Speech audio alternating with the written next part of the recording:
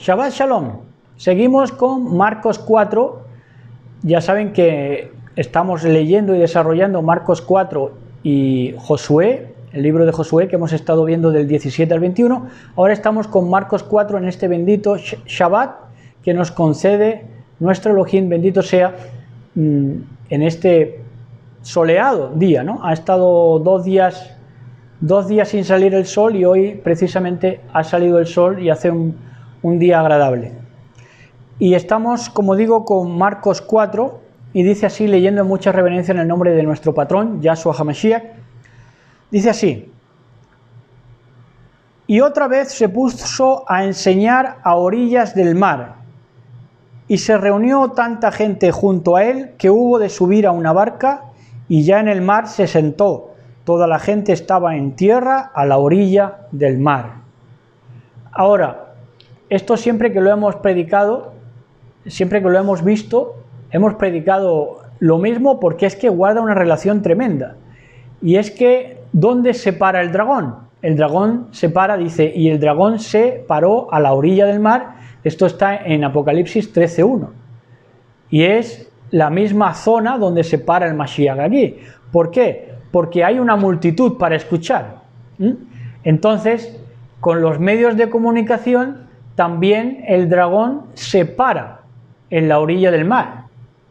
Para esa multitud que está lista para escuchar, pues que no atienda a la barca, ni quiera ser parte de la barca, sino que sea una aglomeración infructuosa de una multitud que está para escuchar, pero que en el momento de la verdad, pues a quien escucha es al dragón que está ahí también parado en la orilla del mar. Entonces dice que Yahshua se sube a la barca, y la barca es la manada pequeña. La barca es una representación de su manada pequeña. Nos guía, es nuestro capitán, nuestro timón.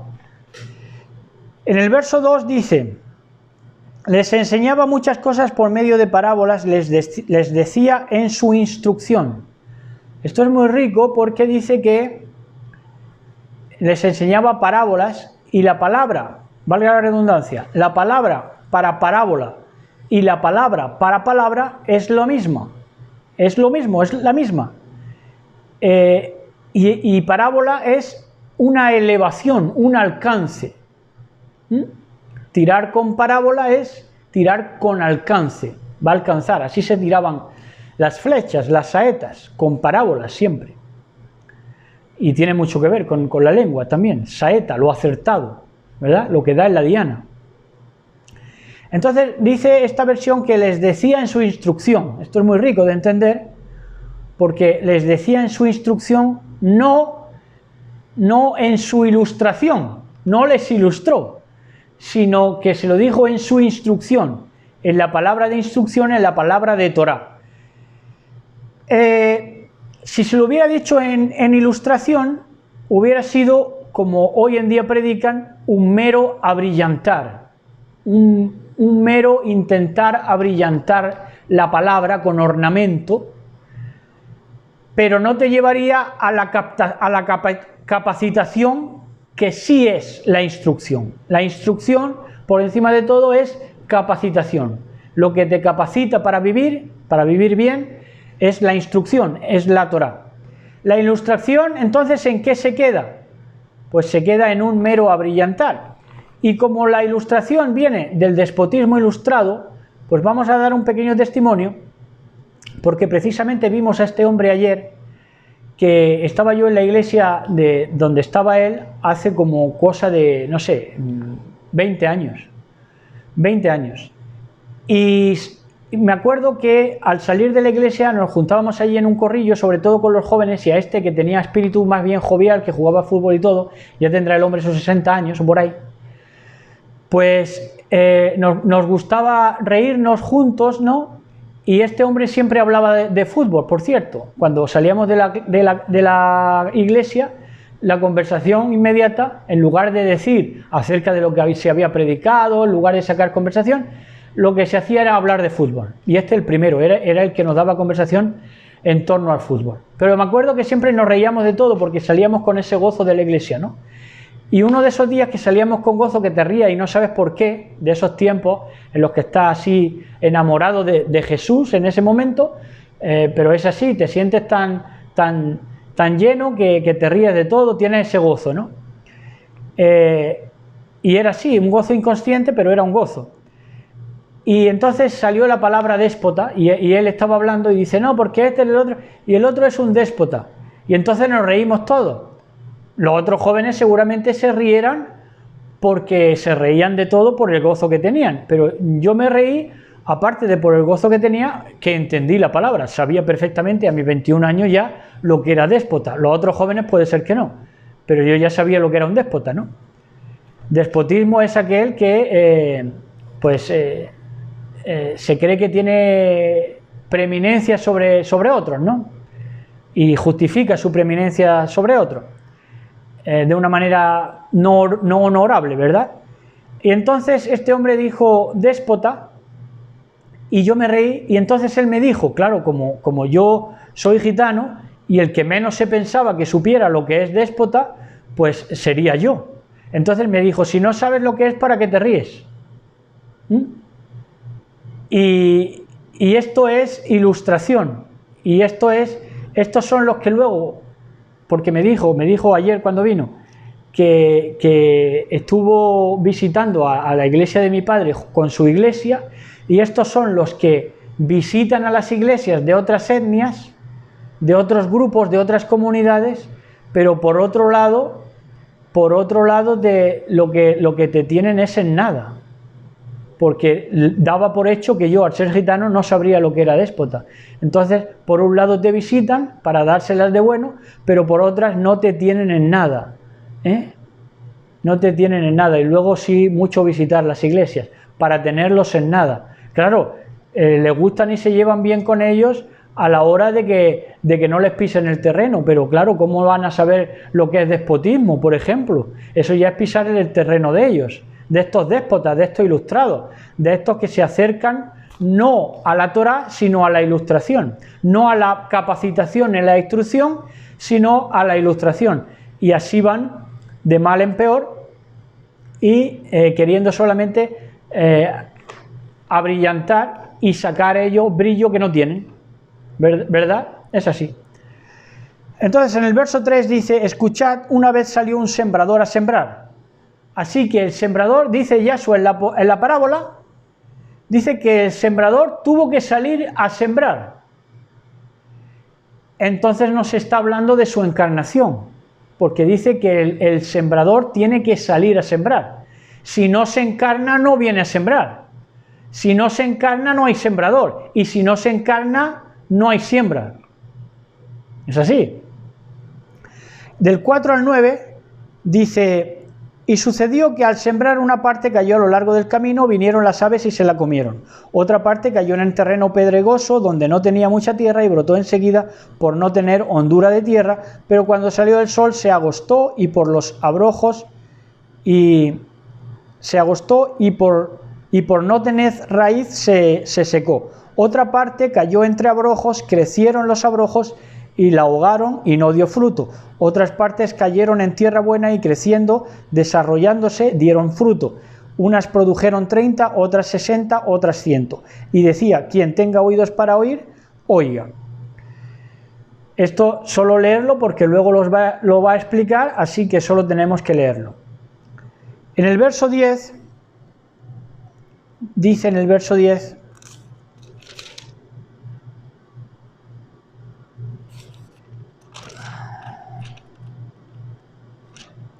dice, cuando quedó a solas, los que le seguían a una con los 12 le preguntaban sobre las parábolas.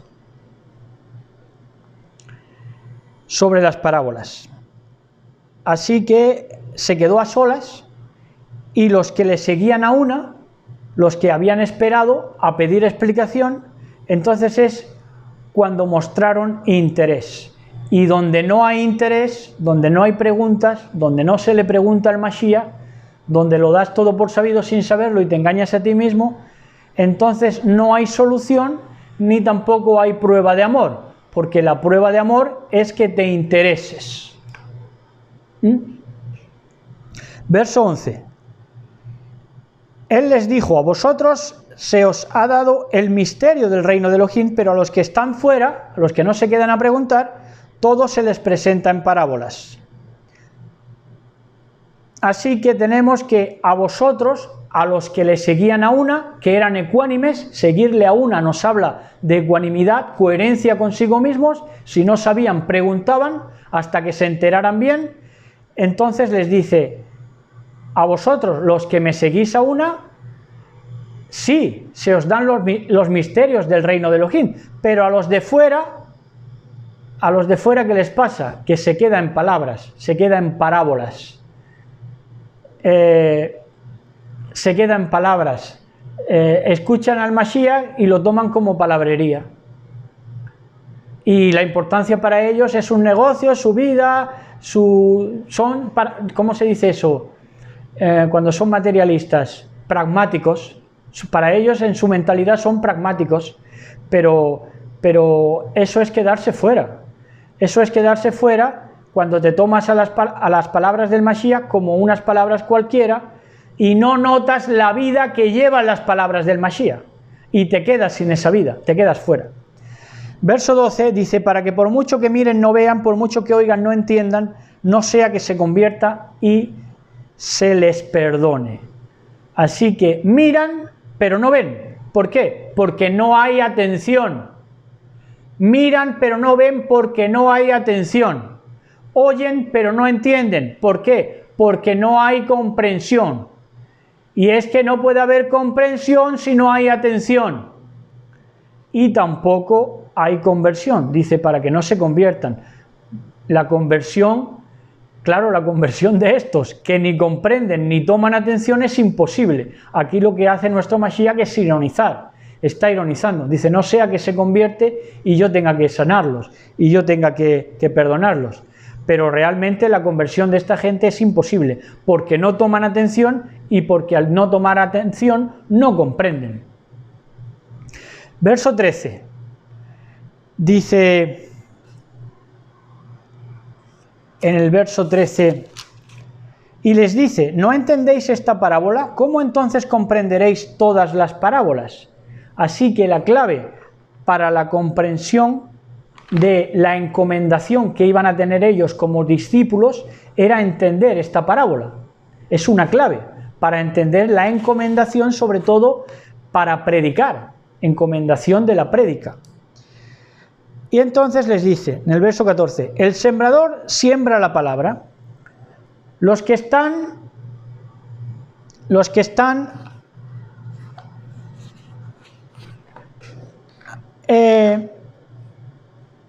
a lo largo del camino donde se siembra la palabra son aquellos que cuando la oyen viene Satanás y se lleva la palabra sembrada en ellos. Así que el sembrador lanza la palabra o la parábola, por medio de elevarse, es una elevación, y cuando el sembrador sale a sembrar, ni el Mashiach ni los que nos va a encomendar comprendiendo esta parábola, no debemos pensar los sembradores, en cómo la recibirá la tierra, porque si no, si tienes que adaptarte a cada mundo a cada inframundo mental, pues no das abasto. Entonces no tienes que pensar en cómo la recibirá la tierra, y con lo cual, si en verdad te pones a pensar en cómo la recibirá la tierra, vas a establecer a la larga una preeminencia de unos sobre otros. Lo que hay que pensar para sembrar es en la necesidad de aspersión divina, de que todo se siembre por igual, no estableciendo una preeminencia, sino de que todo se siembre por igual. Entonces no mirar cómo lo va a recibir la tierra, sino sembrar al por mayor, cuanto más mejor. ¿Entienden? En el verso 15: los que están a lo largo del camino donde se siembra la palabra son aquellos que cuando la oyen viene Satanás y se lleva la palabra sembrada en ellos. Satanás, por lo tanto, roba el tiempo de la semilla. Roba el tiempo de la semilla, esto es, para que la semilla no desgrane, le roba el tiempo. Los entretiene con estupideces y no le queda tiempo a los que son semilla, a los que quieren dar frutos, ni siquiera de romper la vaina, de desgranarse. Entonces se quedan en lo mismo. Les roba el tiempo de tal manera que se quedan en lo mismo. Dice, al lado del camino o a lo largo del camino.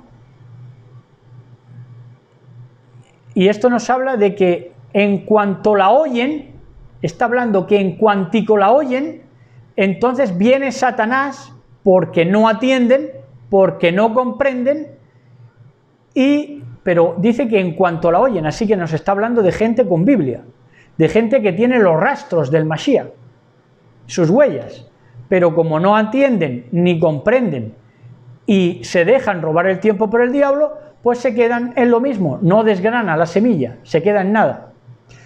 Versos 16 y 17, de igual modo los sembrados en terreno pedregoso son los que al oír la palabra, al punto la reciben con alegría, pero no tienen raíz en sí mismos, sino que son inconstantes y en cuanto se presenta una tribulación o persecución por causa de la palabra, sucumben enseguida.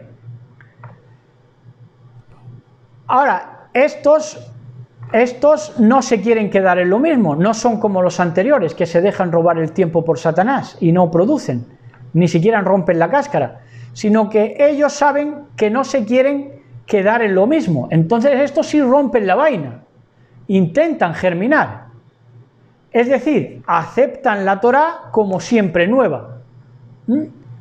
Estos no se quieren quedar en lo mismo, aceptan que la Torá es siempre nueva, pero no tienen raíz en sí mismos. Ese es el problema de ellos, que buscan guías para cómo guardar. Les nace en ellos entender la Torá como algo siempre vivo, pero como no tiene raíz en sí mismos, se buscan guías para decir, ¿y esto cómo lo tengo que guardar? ¿Y lo otro cómo lo tengo que guardar? ¿Por qué? Porque no tienen raíz en sí mismos. Y entonces cuando viene tribulación o persecución, pues ya se quitan. Y porque en el fondo no querían nada más que conservar el estatus que habían adquirido, que se creían que con simplemente aceptar la Torá como algo nuevo y romper la vaina ya iban a estar con Mashiach, pero no, porque lo que de verdad querían era conservar un estatus, y lo que buscaban era conservar ese estatus buscando guías para que les dijeran cómo guardar, y por eso se quedan también en nada. 18 y 19 dice, y otros son los sembrados entre los abrojos, son los que han oído la palabra, pero las preocupaciones del mundo, la seducción de las riquezas y las demás concupiscencias les invaden y ahogan la palabra y se quedan sin fruto. Preocupaciones, ¿qué es? Ocuparse antes de tiempo. Preocuparte es ocuparte antes de que te tengas que ocupar.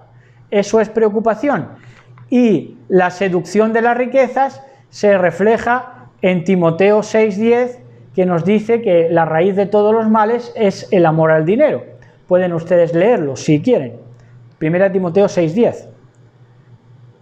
Y dice que entonces, con que ya la seducción de las riquezas, ese amor por el dinero, les invade. Si quiere vamos a leerlo, Timoteo 6:10, para dejar el mensaje lo más completo posible. Timoteo 6:10.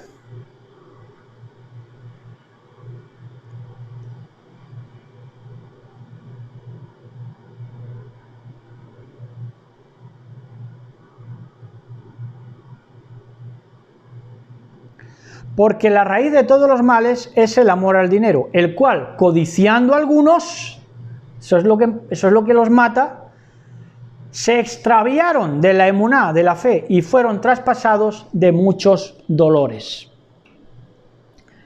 Entonces ahí está, seducción de las riquezas, amor al dinero, los seduce, se dejan arrastrar, y las concupiscencias consecuentes por ese amor del dinero, por ese amor también al estatus, les invaden. Estos tienen raíz dentro, también, saben conducirse incluso, estos no necesitan que otros los guíen, pero las tendencias al mal de otros con los cuales se asocian acaban contaminándoles. Este amor por el dinero, este adquirir más y codiciar. Ahora, verso 20, dice: y los sembrados en tierra buena son aquellos que oyen la palabra, la acogen y dan fruto, unos 30, otros 70, otros 100. Por cierto, que dice por uno, en todos los porcentajes da por uno, porque ahí son las matemáticas del Mashiach. Las matemáticas del Mashiach es que somos todos los que somos por uno, por él, por los méritos de él. Entonces, este verso 20 nos habla de que oyen, acogen y dan fruto. El oír nos habla de fe, porque la fe viene por el oír, Shema. Acoger es que hagas parte de ti, acoger es hacer parte de ti la palabra de poder, y dar fruto sin duda es obras. Sin duda es obras.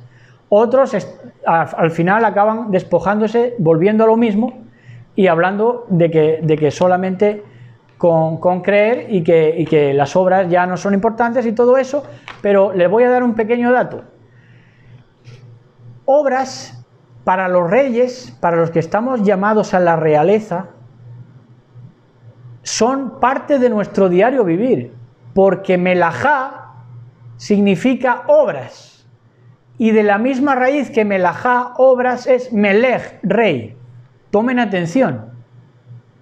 Para los reyes hay obras, para los mendigos no hay nada, todo es gratis, ¿verdad? Entonces, 21, 22 y 23 dice: les decía también, ¿acaso se trae la lámpara para ponerla debajo del celemín o debajo del lecho? ¿No es para ponerla sobre el candelero? Pues nada hay oculto si no es para que sea manifestado, nada ha sucedido en secreto, sino para que venga a ser descubierto. Quien tenga oído para oír, oiga. Entonces, lo que hace el Mashiach, ahora, lo que va a ser descubierto, todo no va a ser descubierto en esta vida, pero todo será descubierto plenamente en la otra vida, cuando estemos ya con el Mashiach, porque encontraremos respuesta a todo, ¿verdad?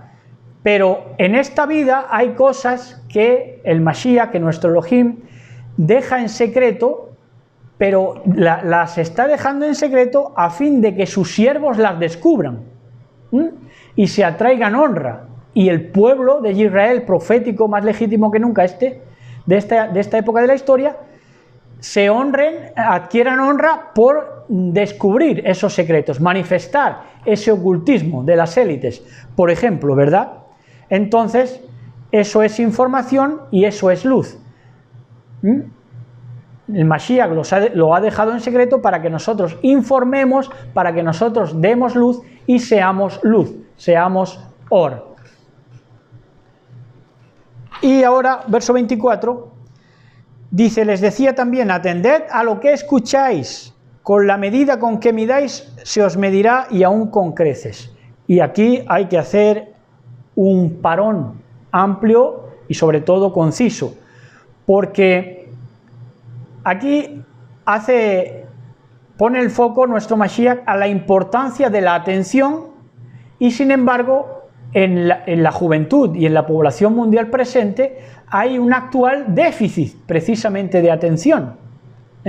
No atendemos a las palabras del Mashiach de prestar atención. Entonces, la medida, habla de la medida, de que conforme a cómo midas serás medido. Vamos a decir lo que es y lo que no es. Cuando habla de medida,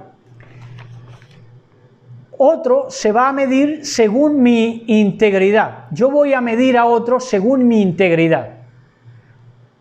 Y según mi integridad, que he comparado con otra integridad, por supuesto, no dejamos de compararnos unos con otros, queramos o no, es así.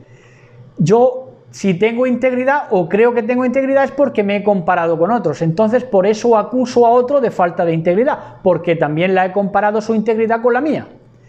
Entonces, será juzgada la mía propia. Si yo he juzgado a otro conforme a la integridad del otro, la he comparado con la mía. y entonces va a pasar a ser juzgada esa integridad mía conforme a lo que yo he juzgado, de compararme con la integridad del otro. Por eso que es tan importante la constancia, porque si bajo, si desciendo, ahí hay un valle de lágrimas, ¿verdad? Ahora, lo que no es esto, es que, decían los que predican esto, ellos vienen a decir, si yo acuso a alguien, igual me acusará a mí Dios, que es moralmente perfecto, y me llenará de vergüenza, porque claro, como yo me llenará de vergüenza por haber acusado de algo de lo que yo tampoco estoy libre. Esa es la cuenta que se hacen, ¿verdad? Pero esto no es así, porque la medida de las obras y de la moral la establecemos nosotros, los hombres y las mujeres. ¿Por qué? Porque somos los que luchamos contra nuestras concupiscencias, contra nuestra tendencia al mal. Por eso la medida la establecemos nosotros. La integridad es según los más íntegros, no los menos íntegros. ¿Entienden? Entonces la medida ni siquiera es la medida del Mashiach, que nosotros siempre le llamamos patrón. Sí, es el patrón de todo, pero la medida de las obras y de la moral la llevamos nosotros, porque nosotros sí tenemos esa tendencia al mal y tenemos que luchar contra ella. Nuestro Mashiach no tiene tendencia al mal, no tiene concupiscencia.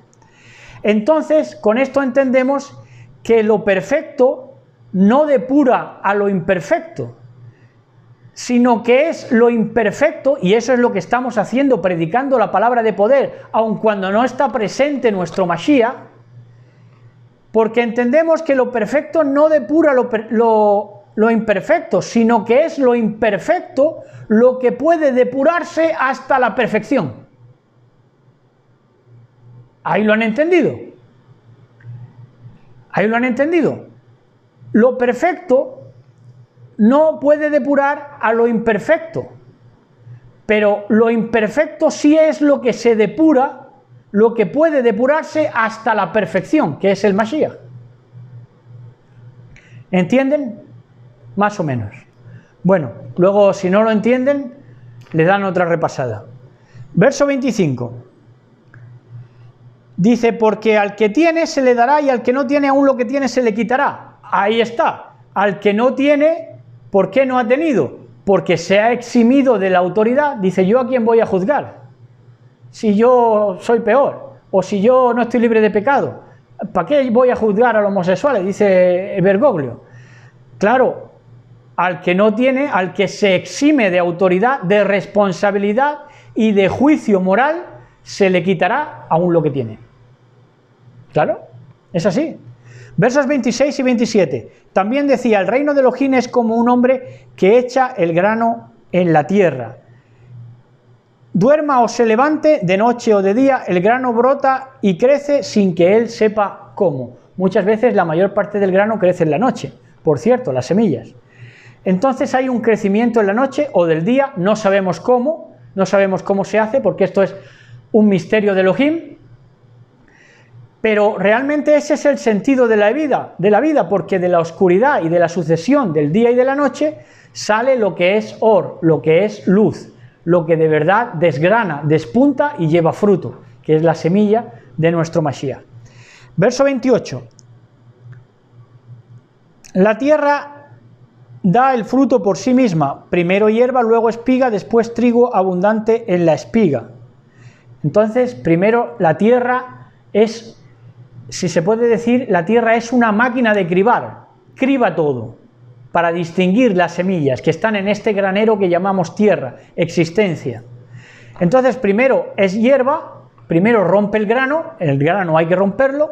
Segundo, espiga, que ya es cuando hay una formación, cuando hay una Torá, y el trigo es cuando ya adquiriremos ese cuerpo nuevo que produce para Mashiach.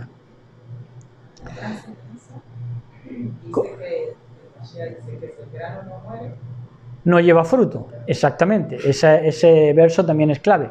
el grano que no muere no lleva fruto, ha de morir. Entonces, cuando ya somos ese trigo, es un cuerpo nuevo que produce para el Mashiach. Después de que ha habido formación de Torah, espiga, y después de que hemos roto el grano, que ha sido la hierba. Los primeros pasos, el primer pasto, las primeras ternuras que hemos entendido, ¿verdad? De nuestro Mashiach. Vamos al verso 29, que dice: y cuando el fruto lo admite, enseguida se mete la hoz porque ha llegado la siega. Es enriquecedora esta versión porque dice que en cuanto el fruto lo admite, es decir, cuando ya hay una siega con garantías de que se va a separar bien, entonces es cuando hay la separación definitiva, que ya está inminente. Versos 30, 31 y 32 decía también: ¿con qué compararemos el reino de Elohim o con qué parábola lo expondremos? Es como un grano de mostaza que cuando se siembra en la tierra es más pequeña que cualquier semilla que se siembra en la tierra, pero una vez sembrada crece y se hace mayor que todas las hortalizas y echa ramas tan grandes que las aves del cielo anidan en su sombra. Es decir, se empieza con detalles. Todo en la vida empieza con detalles, una relación, tus ganas de servir a Elohim, todo empieza con detalles. Todo empieza, fíjense ustedes, si de verdad alguien quiere que se asome por aquí y vea, por ejemplo, estos vídeos de casualidad, pero dice, todo empieza con decir, por ejemplo, hay algo que falla en este mundo, hay algo que no me encaja, por ahí se empieza, y una vez sembrada, una vez que de verdad esa semilla se ha sembrado, entonces es cuando entiendes el mundo. Empiezas por no entenderlo, hay algo que no encaja, pero luego cuando ya rompes la vaina, rompes la semilla, empiezas a entender el mundo. Versos 33 y 34 dice: y les anunciaba la palabra con muchas parábolas como estas, según podían entenderle.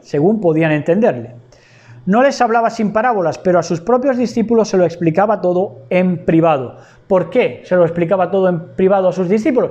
Porque sus discípulos preguntaban, se cuestionaban, se cuestionaban. La duda sí es mala, pero el cuestionarse no es malo, es enriquecedor.